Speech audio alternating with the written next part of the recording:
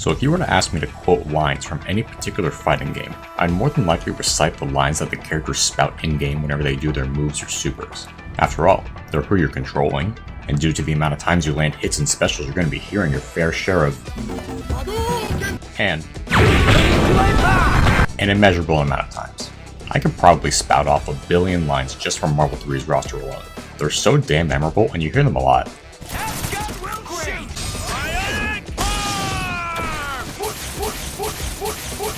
However, there's another character that's featured in every fighting game who every player listens to regardless of the matchup. I'm of course referring to the announcer. Fighting EX Layer! Fighting game announcers are very interesting to me since for the most part their exclusive purpose is mostly functional. They introduce the match, tell you what round you're on, count down the timer, and announce the winner for each game. This is true for every fighting game, and it's a role that doesn't really have that much pizzazz. And it's understandable why that would be the case. Fighting games are all about the interactions between you and your opponent, and the more elements that could potentially distract the player from the game, then the more of a problem that would be. However, as time has gone on, fighting games have built up a reputation on their presentation, not just on in-game sprites and graphics, but in the game's general art style and art direction as well. So as more and more fighting games hit the scene, many of them decided to try unique takes on their announcers as well, whether it be giving them a unique voice that matches a game's setting or tone, or giving them more interesting lines before and after matches that help give them more of a personality. Every fighting game has their own unique way of portraying their announcers, and comparing what each game does and doesn't do is a very interesting rabbit hole to fall down. Now obviously, I'm not a professional voice actor or voice director, so don't expect any deep insights on what I think makes certain voice performances more interesting than others. You should see me whenever I have to edit my own audio together for these videos. I cringe so hard my face starts to contort in on itself. So what I want to do for this video is go through a bunch of different fighting games and see which ones, in my opinion, have the most interesting announcers. Whether it be their individual personalities, their lines, their consistency throughout a series, or even how the player can alter them outright. So sit back and listen in as I go through what I think makes a good fighting game announcer. USA.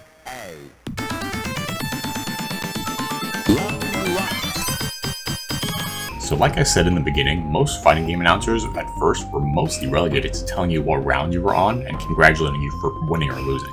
Nothing wrong with that obviously, but I don't think these guys were going to bring anyone over to their cabinets with their commentary. Most early Street Fighter titles, for example, relied on these functional announcers. There's a certain charm to hearing things like country announcements in SF2, and hearing the announcer get a bit more energetic as the games go on into Alpha 1 and 2. But they weren't really pushing any boundaries.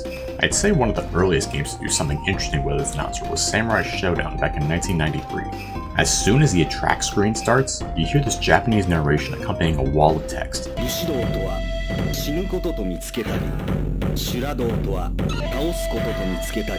And each match is introduced with more unique sounding lines from the announcer.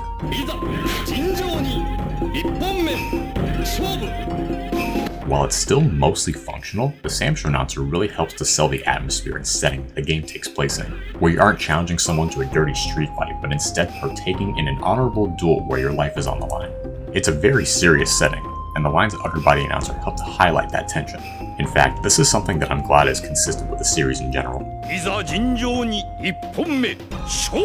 However, a certain other fighting game released in 1994 that certainly helps bring in more energy that you'd expect out of a fighting game. Available for your home in 1995, only on Nintendo Ultra 64. The announcer in Killer Instinct is so goddamn cool, man. This is one of the earliest fighting games to really have the announcer say things during the match. Not in like a commentary play-by-play type of way, but the announcer will grade the player's combo and shout out how impressive it was depending on how many hits it has.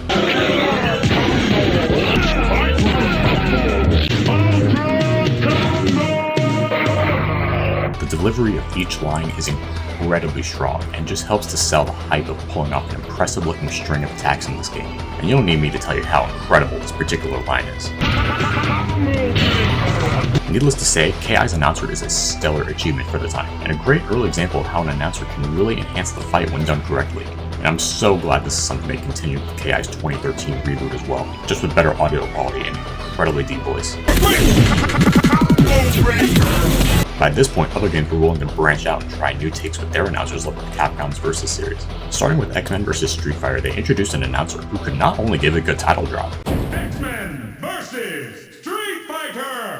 but also could shout out how cool your combo was, at least selectively. This carries over to the rest of the series, and is an element that helps bring out the over-the-top nature of what's happening on screen. Shoutouts to the announcer in Marvel Super Heroes vs. Street Fighter, because he's selling the hell out of that intro. Survive! Uncanny adventure! Don't miss out on the enjoyment of a lifetime! Hypercharging Earth! The series kept making their announcers high energy up until Marvel 2, where things got considerably more chill. Marvel vs. Capcom 2. New Age of Heroes. Lawrence Bane's voice work in Marvel 2 is very interesting when compared to previous and even future entries, because instead of going for an over-the-top, hype-inducing commentator, Bane's performance is way more laid back. He almost comes off as a stereotypical surfer dude or something like that. Oh man, I almost had a heart attack there. He still ranks your combos and congratulates you on hyper combo finishes, but he sounds like he's mostly just happy to be there.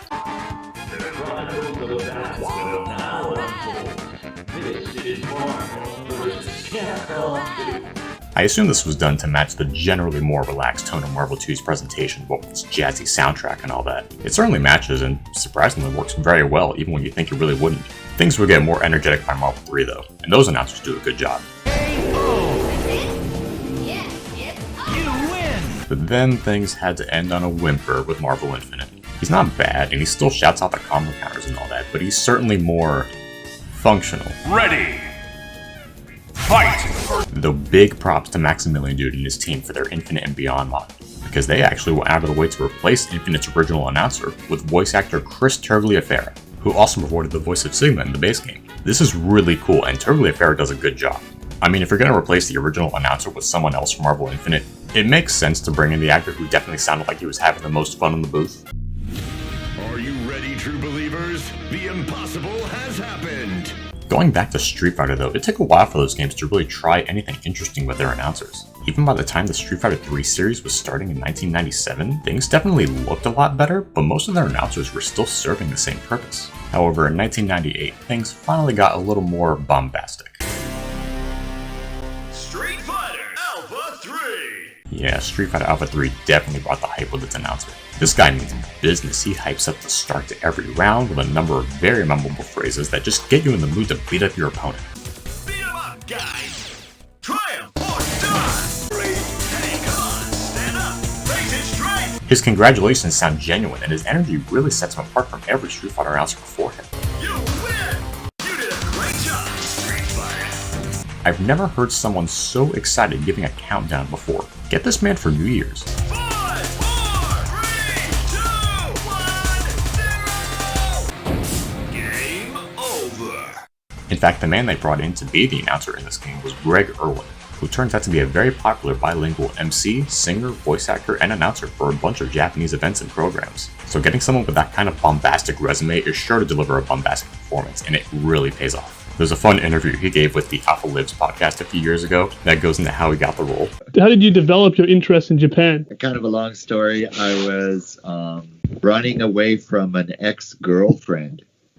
And Though, funnily enough, he'd never actually heard his performance in the game at that point. I couldn't imagine how surreal that must have felt to be told that you gave one of the most memorable fighting game announcer performances ever, and just having to shrug it off like, well, it really was just another gig for me, lol. Can't say I really blame him though, it's been almost 30 years since Alpha 3, and considering he also provided the English lines for a few characters in KOF 12, I wouldn't blame him for getting some experiences here and there. In fact, something kind of similar occurred with CVS 2, where they got Hiroaki Asai, a popular Japanese DJ and radio broadcaster at the time, to be the announcer in that game. Asai really delivers here because this announcer is a commentator through and through, giving lots of preamble to the audience on nearly every screen, even before you begin your first match. On groove select, character select, the intro, outros, this guy has a lot of energy and loves to talk. This is the first dream event of the 21st century. If you choose the wrong groove, you may just lose. What an incredible cast of warriors has gathered here.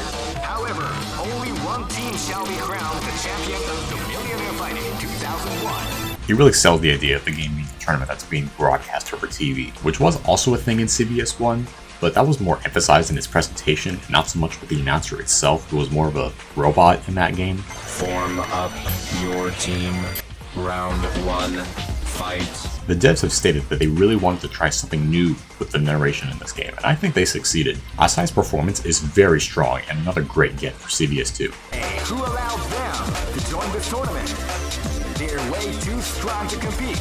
I mean, what's up with that? Going back to Street Fighter though, they definitely put more effort into their announcers after Alpha 3, because in Street Fighter 3 Third Strike they also got a good one. Third Strike's announcer is considerably less excited than in Alpha 3, but he manages to remain cool and calm while still hyping up pre-match intros with some good-ass lines.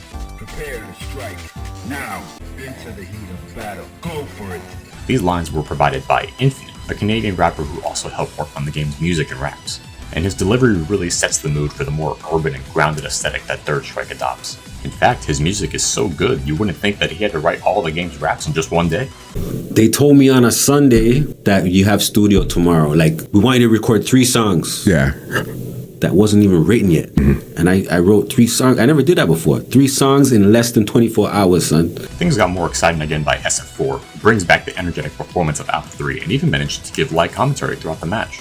It's nothing super complex or detailed, but he always has something to say whenever you land a hit or get good momentum in versus matches. And there's the first hit. What's next? What effective attack! Machine gun. I'm almost ready to call this one. Interestingly though, he seems to only give commentary in versus matches exclusively, since he doesn't do it in online mode or any mode involving the CPUs at all. This kind of leads me to think that they really wanted to emphasize how important a commentator can be in order to have more exciting matches, and I think it works, both as a player and a spectator. Jameson Price does a good job in this role, a practice he would refine over several years thanks to him becoming the de facto announcer for the Mortal Kombat games starting from MK9 onwards. Even if I myself don't really play Mortal Kombat, I can still admire the work Price puts into these games. Round 1. Fight! Now, even though SF4's commentary turned out pretty well, I guess someone at Capcom got cold feet going into SF5 because they went right back to the status quo with this title. Round 1. Fight! And to be honest, SF6's primary announcer isn't that much more energetic, but he still does a fine job. Street Fighter 6. This, however, is where they decided to really expand on that commentary feature in SF4 though, because now there's a dedicated real-time commentary mode in the game that allows you to select from a variety of play-by-play commentators and color commentators that will actually give live commentary to your matches in Fighting Ground. You can mix and match whichever commentators you want, and even if you select someone that's Japanese or Korean, you can enable subtitles so that you can still understand what they're saying. They got a bunch of different real-world commentators as well, and some weird pulls admittedly. Like, it's cool to see people like Tasty Steve and James Chen in the game, along with Adu and Haitani, to really celebrate the history and love that these players have put into Street Fighter over the years.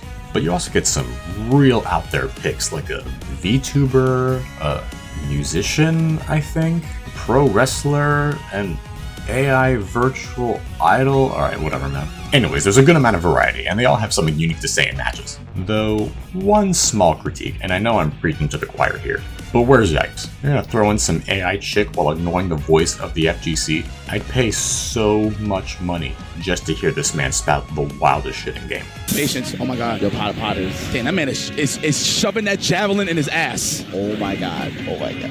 Anyways, in practice, this real-time commentary feature is pretty interesting. Each commentator has a bunch of lines that can be applied to things like jump-ins, fireballs, corner pressure, combos, wake-up supers. It's pretty insane, actually. And they even have specific lines for character-specific moves and tactics, even including DLC characters up to Season 3. Alex burns all his fingers, so you know what that means! He's trying to end this cat and mouse game! Final prisoner! I don't know how long they'll keep that up for, but it's an incredible amount of effort to go through for the feature I haven't seen a ton of people use admittedly. Honestly, this feature is more technically impressive than anything else, since I can imagine programming this many lines for this many characters had to have been a nightmare. It doesn't feel as authentic as commentary from an actual event, but it's still very commendable that this feature is even in the game at all. Maybe the idea is to use this in conjunction with your replays to better understand where you can improve in your game plan? I don't know how much that would help, to be honest, but I still really like this mode, even if I don't use it personally. Meteors and ass! In fact, I think I want to take a slight detour and talk about other fighting games that attempt to implement this sort of play-by-play commentary type announcer. Not a ton of games go for this considering the amount of effort it takes to record lines and program them to match whatever's happening on screen, but it's still something that a number of games have attempted to implement, and I think it'd be fun to compare them to see how they fare. Let's start with Marvel 3, since it's a setting I keep forgetting is there at all. There's an option in the sound settings to enable battle commentary for your matches, and it works very similar to how it was handled in SF4. I like this, but to be honest, I find it kind of hard to hear the female commentator since her audio feels much quieter compared to the male announcer. And there's also a filter on her voice that kind of makes it hard to make out what she's saying, especially when you've got all the insane screen filling shit going on in Marvel 3. Even with all the music and sound effects turned down, it can still be hard to hear the commentary over all the character voices. Contradiction! See, X I'll Factor. turn things around. One who actually committed the crime I don't know if that was luck is or you.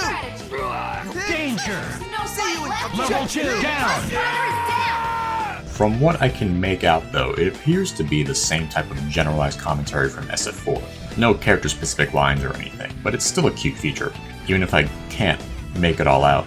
Persona 4 Arena has an interesting feature that lets you pick your own navigator whenever you select your character, who basically serves as your own personal coach throughout the match. You can pick from a good chunk of the P3 and P4 cast, even non-playable characters like Fuuka and Dojima. Since they're available for both players, they don't really serve as traditional commentators, but rather cheer on / advise the player on how to handle the battle. Now this isn't super specific. It mostly boils down to them praising you for getting the first hit, or telling you to be careful whenever certain status effects are applied or when your opponent enters Awakening. Persona fire. In there. Ready. Messing around now. Heavy damage. No. Don't touch me. It's still a cute addition that attempts to bring in another element of Persona's battle system into the fighting game, even if these navigators don't serve any practical use, and you can turn them off outright if you want. But come on, who wouldn't want to get advice from Adachi? Now's your chance to start all the fires you want. Actually, scratch that. Don't ever take advice from Adachi. Okay, so Nitro from the future here, and while I was doing some more research, I came across a video of someone playing clips of the navigators making more specific lines towards the characters in the fight, both as your own navigator and towards your opponent. Can I get your autograph? Nanako's a huge fan. I also noticed these lines in the game's gallery mode, but I couldn't get them to trigger in regular versus matches or in replays. It was the same generic lines most of the time. I couldn't figure out how to trigger these lines from what I tried researching, but I think it involves this side mode in the game called Golden Arena, where you take a character through a gauntlet of enemies and level them up like an actual Persona game. So not only do you level up your main character, but you can also level up your navigator that you pick, and they can apparently give you some pretty cool buffs that help in this mode.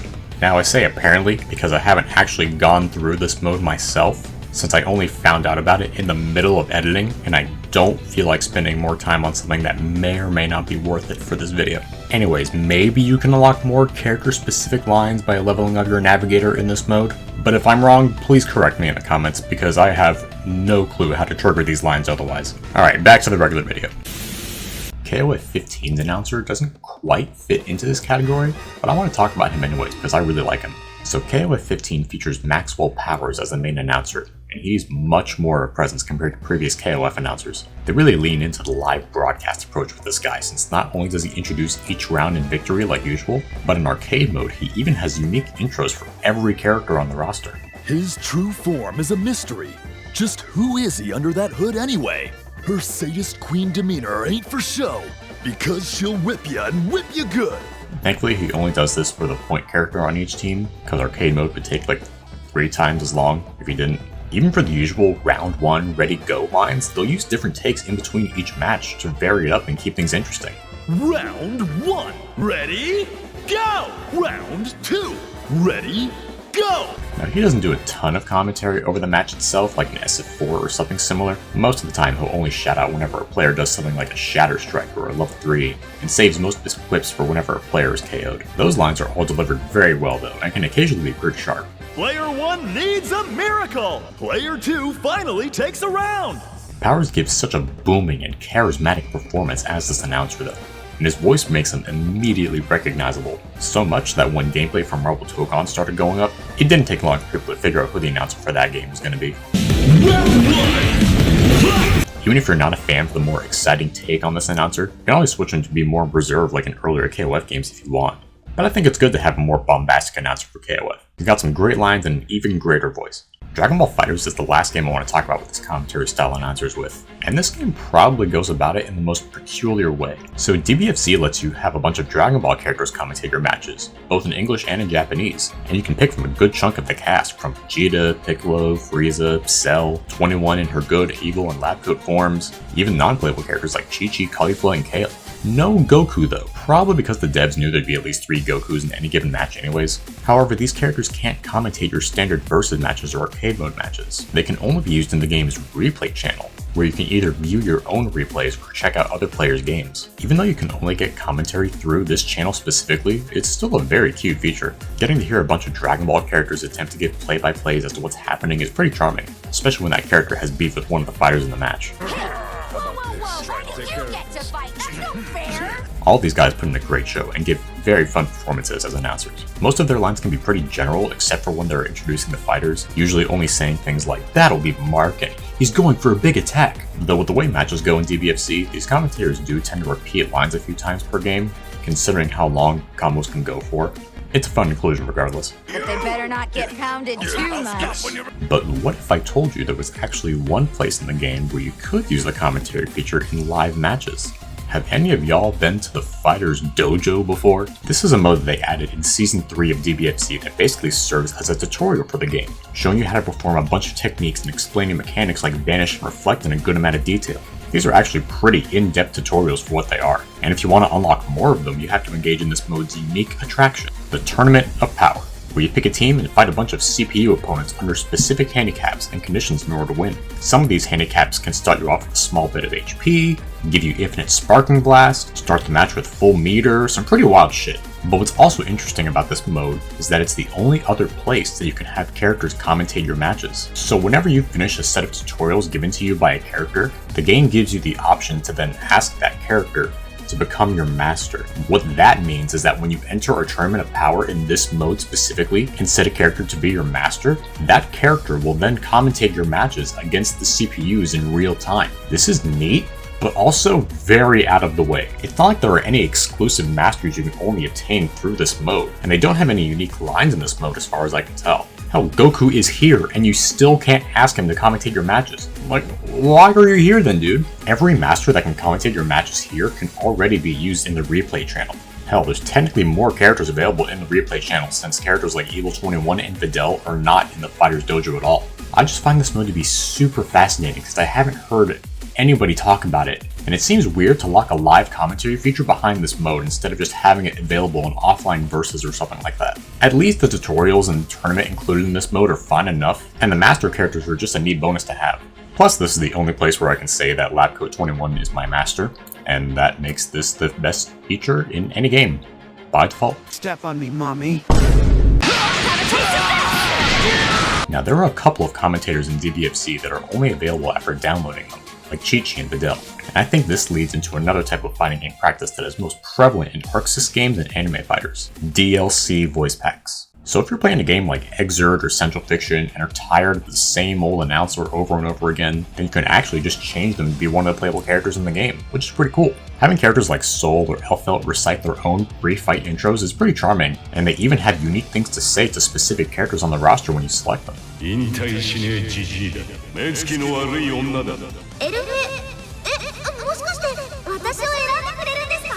I have no clue what they're saying, but I'm sure it's really cool. Or funny, or sad, or whatever. Yeah, that's kind of a problem with a lot of these announcers. If the game that has it only has Japanese voices, then the announcers will also only be in Japanese, of course. This makes sense, but you really can't understand what they're saying whenever they have any unique lines unless you know the language or look up a wiki. This sucks especially in Rev 2 and Central Fiction's cases, since prior versions of these games did have English dubs, but couldn't be added in for these versions due to voice actor strikes going on at the time of their productions, which is a shame. But regardless of whether or not I can actually understand the language, it's still really novel to have the game's roster available as announcers. And hell, I don't need to know what she's saying to know that Yuzu sounds hype as hell here. Now, as cool as this type of announcer is, they usually have one big drawback attached to them: a price tag. Yeah, most of these system voice packs in anime games are almost exclusively sold as DLC, whether they be individually available by character, or as bundles, or as exclusives in a game's digital deluxe version or something like that. I can understand why this is the case, of course. Having the entire cast of your game report additional lines for all the game's menu voices and pre-post-fight quotes is a ton of work, especially as rosters get bigger with DLC. Still though, it would help if there were other means of obtaining them in-game instead of having to purchase them separately. Exerd lets you obtain extra system voices through fishing, but obviously that's entirely luck-based, and even for as long as I've had this game, I've only gotten like 5 announcers, so good luck with that. Most other times though, you gotta fork up the funds. And some of these can be pretty pricey, especially if you get the bundles. Sorry, but I am not paying $30 to get the CF voices on PS4, or an additional $20 just to get the Uni 2. What? This is still a great feature to have though, and a few games even have them dubbed, so my Gaijin ass can actually understand what they're saying. Grand Blue Rising's announcers also will give the unique lines depending on who you pick on character select, especially whenever you select the announcer in question. Thought you'd never ask. Child of the Blue. Sergeant Ilsa! Shoutouts to Lwayne for being especially out of pocket with a lot of his lines though. Mama Susie! Lyle for realsies! Too booty! P4 lets you not only change the main announcer, but also the narrator who introduces each fight and the results screen. Pretty innocuous shit, but it's nice that the game gives you that level of customization, especially when you have so many different characters to choose from. Though personally, I like to keep both announcers to be the ring announcer, since I enjoy Patrick Seitz' energetic delivery way too much. Player 1 is the winner! Now there's actually one more game that features interchangeable announcers that in my opinion does it the best out of any other fighting game I've seen. Let's talk about Skullgirls. So Skullgirls' default announcer is actually really good. He's got lots of energy, great delivery, tons of unique lines before and after the match, as well as a ton of references to iconic announcers before him. It all depends on your skill! Showtime! He even has unique lines for pausing and unpausing the game, which you're never going to see in a competitive match, but it is an incredible attention to detail. Hold it! Pause! Just a moment! Let's go! My favorite set of lines, though, has to be the exclusive ones the announcer has on the NMO Arena stage, and when one of the players picks Beowulf. If the Beowulf has 3 levels of hype and does a super on this stage, the default announcer actually has unique lines for each of Beo's supers and gets hype along with the crowd. Gigantic! Oh! My God, he broke him in half! A high-risk maneuver! No, it can't be! It is! No! They've gotta stop him! This game is a treasure, man. So yeah, if that wasn't sweet enough, the game also lets you select from 6 other announcers to pick from. You got a female announcer, a drunk announcer, Japanese male and female announcers, a drunk Japanese announcer, and a Soviet announcer. Fun fact, the Soviet announcer is voiced by Gary Schwartz, the voice behind the Heavy from Team Fortress 2. Crush them! Go! He actually replaced the original Soviet voice pack provided by, well, that's weird. The script here just says redacted. Each and every single one of these additional announcers brings their own amount of fun and detail to a game already exploding with personality and charm. They all still have unique and variable lines on character select, pre and post fight, pausing and unpausing, the works. The one with the arms! Mom! I'm playing video games! Oh, keep going! We just that good part! Gentlemen and ladies, showtime! Ladies and gentlemen, it's...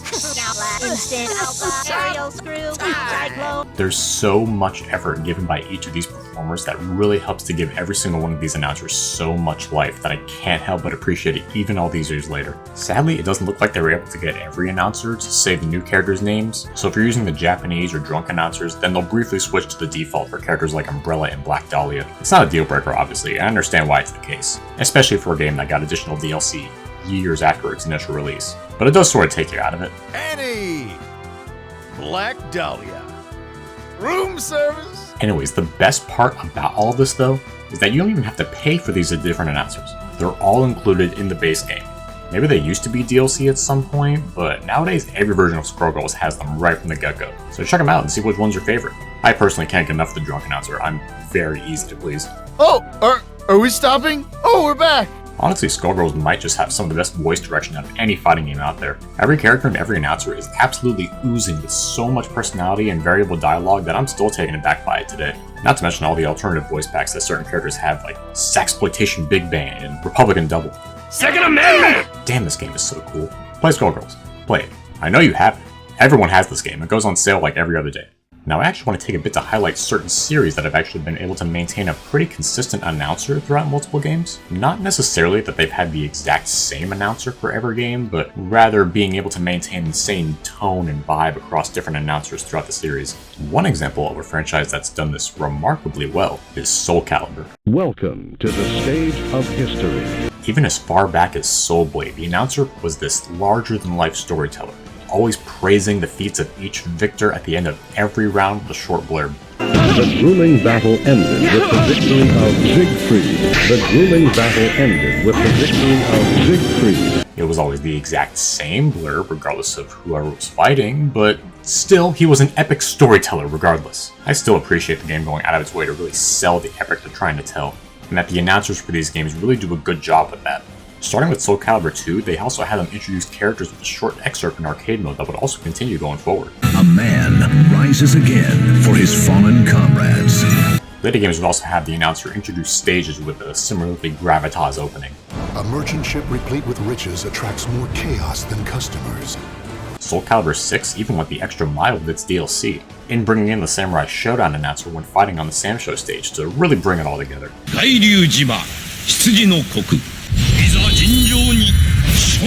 No matter the entry, every Soul Calibur announcer really gets the assignment and helps to tell the tale of these souls and swords. I mentioned Sam Show earlier, and I've already gone over how pretty much all of those games do a great job with having announcers that highlight the seriousness and tension that those games present. And I'll also go ahead and praise Killer Instinct again, because even though it's only had 3 entries, every announcer has hit it out of the park. Let me hear that Ultra one more time. Yeah, that's what's up. I'm also going to give some brownie points to MK, because even though I don't play any of those games, it's cool how they each try to have a similarly ominous and threatening announcer, usually with a very deep and commanding voice. Round 1, fight! I think if there's one more franchise that I'd like to highlight for their announcers, it'd be the Smash Bros. Series. Even going all the way back to Smash 64, you could feel the excitement coming from that announcer. I mean, just listen to that title drop.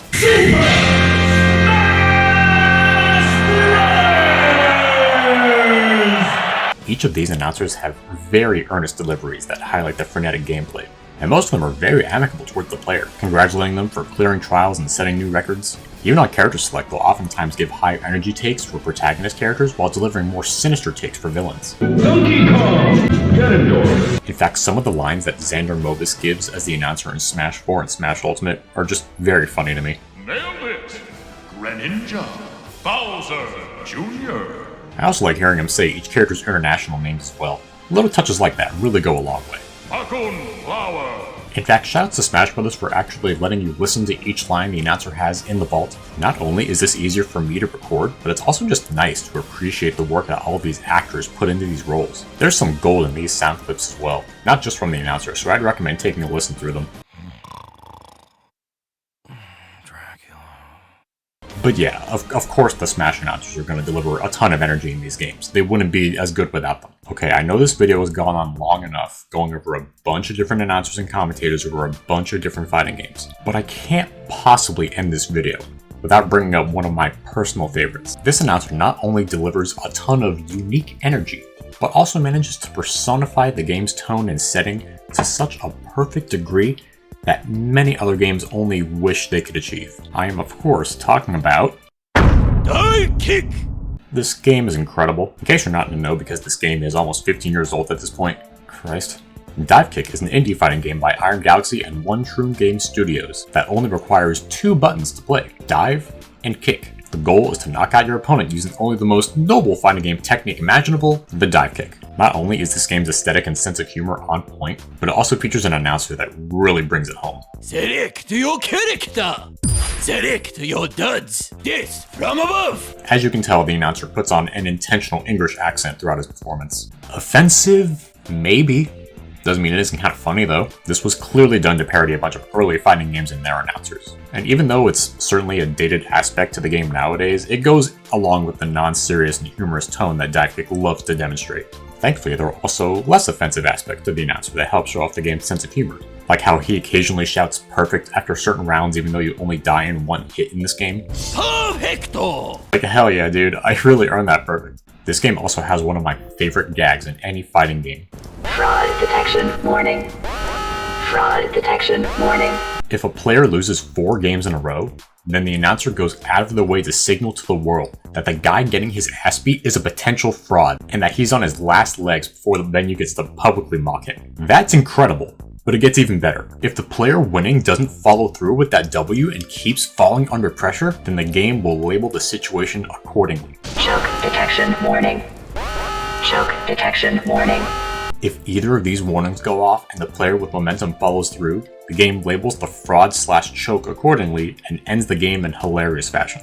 As a fighting game fan, it really makes me happy seeing a dev team put so much effort into gags like this, and you can really tell they were having a good time making this game. The announcers in Dive Kick are just another way to deliver the game's unique sense of humor, along with its outlandish characters and voice performances. As long as you look like a customer, you can get free samples on Sundays, man. As silly as all this comes off, I really think this game does a magnificent job getting you into its world, and it helps that the game itself is also very fun and easy to get into. Check out Dive Kick, it's only $5 and it's a much better deal than any DLC voice pack out there. Alright, I think I've just about run out of things to say about announcers. Sorry for delving deeper than I probably needed to, but I just find how different fighting games implement their announcers to be extremely interesting. Do they want a functional caster, a bombastic commentator, someone with plenty of personality, or just plenty of presence? Each fighting game has their own unique settings and tones they want to establish, and a good announcer can help elevate that setting even better. They can tell a grand story of a warrior's journey. They can hype up the crowd and rally excitement for players and spectators. They can be a reflection of the player who wants to see their favorite characters take the spotlight, or they can be a fun presence, telling you to sit back and enjoy yourself. Many players may not even think twice about who's the one announcing the round count and declaring the winners and losers of their games, but each one of these actors and actresses were giving their all and delivering unique performances that helped shape the identities of these games they worked on. I can't possibly think of games like Skullgirls or Alpha 3 without their bombastic voices announcing each round. I don't want to think of a world where Soul Calibur doesn't have someone welcoming me back to the stage of history. Imagine an Arc System Works game that doesn't have someone introducing the round with the most random string of words you can think of. These voices matter and are integral to the appeal and fun that fighting games revel in, and the more unique voices we can get, the better. Let me know if there are any other interesting announcers that I may not have mentioned, or just talk about your favorites in general in the comments. There's plenty of examples out there. There was no way I was going to cover them all in this video. Thank you for watching this to the end. This was a very interesting topic to cover and research. Take care of yourselves, and I'll catch y'all later. Don't you want a rematch?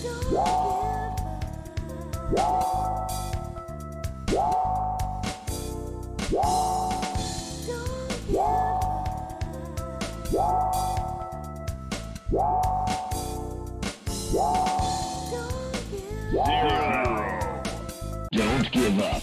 Challenge again.